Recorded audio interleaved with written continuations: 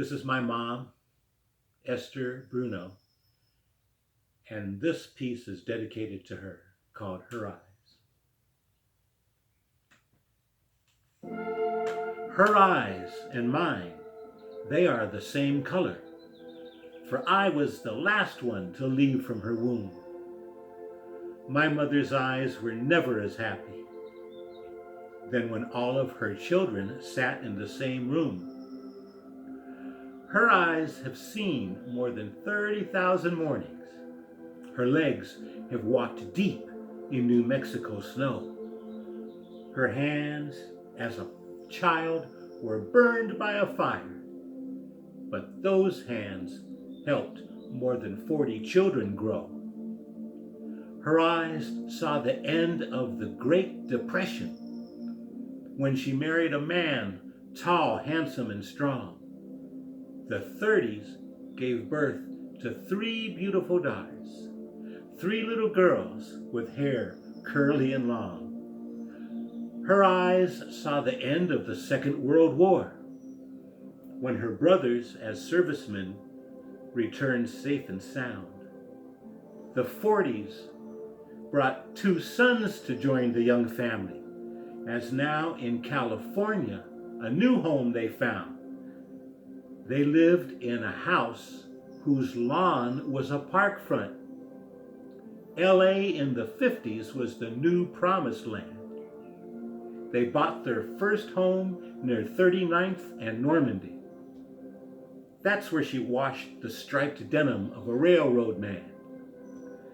Rival and Sunbeam, Oster and Corning. Those were the names of the wares she would sell.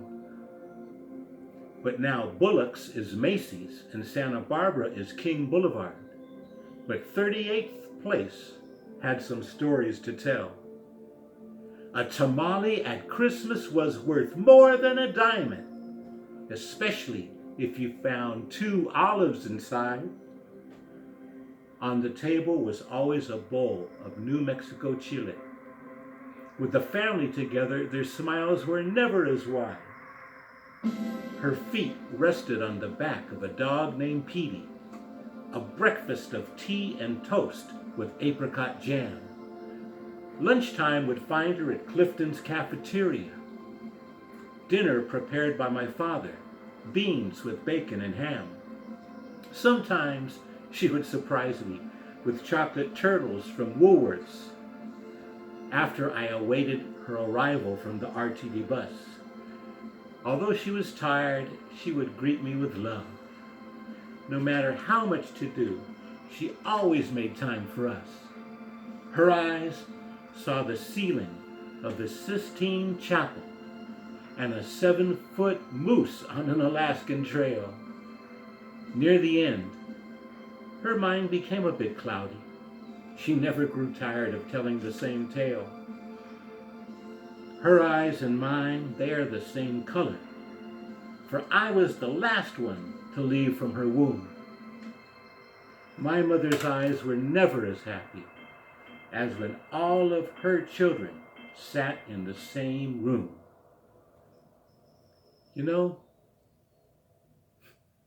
in this life, it seems no one is promised tomorrow. There's no way to know how much longer we will stay.